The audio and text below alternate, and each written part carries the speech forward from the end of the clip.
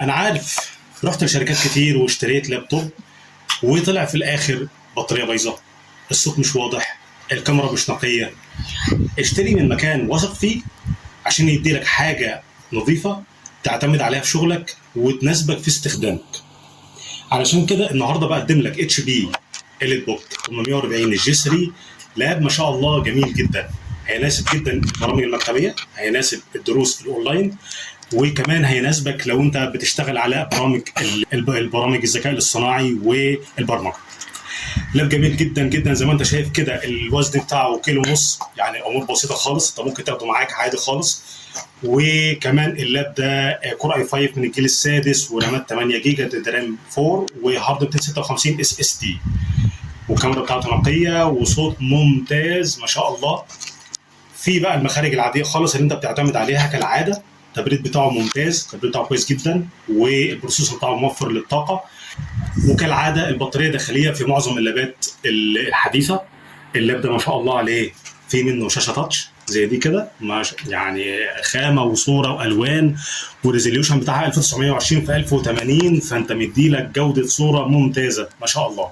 ومنه الشاشه العاديه خالص برضو اللي هي مش تاتش، فده متاحه ودي متاحه. وانا برجح لك الشاشه التاتش عشانها مفيد قوي كمان معاك في الدروس الاونلاين. الفريم بتاعه زي ما انت شايف ميتاليك، جميل جدا جدا، يستحمل معاك وتقدر تنضفه بسهوله.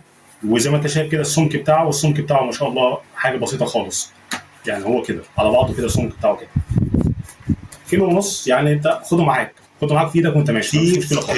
اللي امتى تشتريه وامتى ما تشتريهوش؟ تشتري اللاب ده لو انت عايز حاجه سيمبل وجميله وشيك وانيقه وصوره جميله جدا، وكيبورد كمان باك لايت مضيئه، وتعتمد عليه في البرامج بتاعتك وتاخده معاك الكليه. لو انت بتتكلم في كليه طب، بتتكلم في كليه مش بتعتمد على برامج تصميمات هندسيه ولا معماريه، مفيد جدا بالنسبه لك في قصه ان هو وزنه مش تقيل، وزن خفيف، فانت ممكن تحطه معاك في الشنطه وتسافر بيه عادي خالص. امتى ما تشتريهوش؟ تشتريش اللاب ده لو انت عاوز لابتوب للتصميمات المعماريه والهندسيه وبرامج المونتاج وال3 دي ماكس والجماعه دول، كل ده مش هينفع يتناسب معايا هنا. كمان اللاب ده ما فيش فيه فتحه اتش دي، فيه فتحه ديسبلاي بس. يعني ده الديسبلاي هو اي نعم في كابلات متوفره بين الديسبلاي للاتش دي، ولكن هو اللاب ده نفسه ما فيش فيه فتحه اتش دي. هو في الفيجا كابل، في منفذ الفيجا وفي منفذ الديسبلاي. بس كده. تقدر تشرفنا في القدس الكمبيوتر كفر الشيخ ابشان طريق العام مقابل حلوان الفيروز، او تراسلنا على الواتساب ونبعت لك اللاب بتاعك لحد باب بيتك. شكرا لك.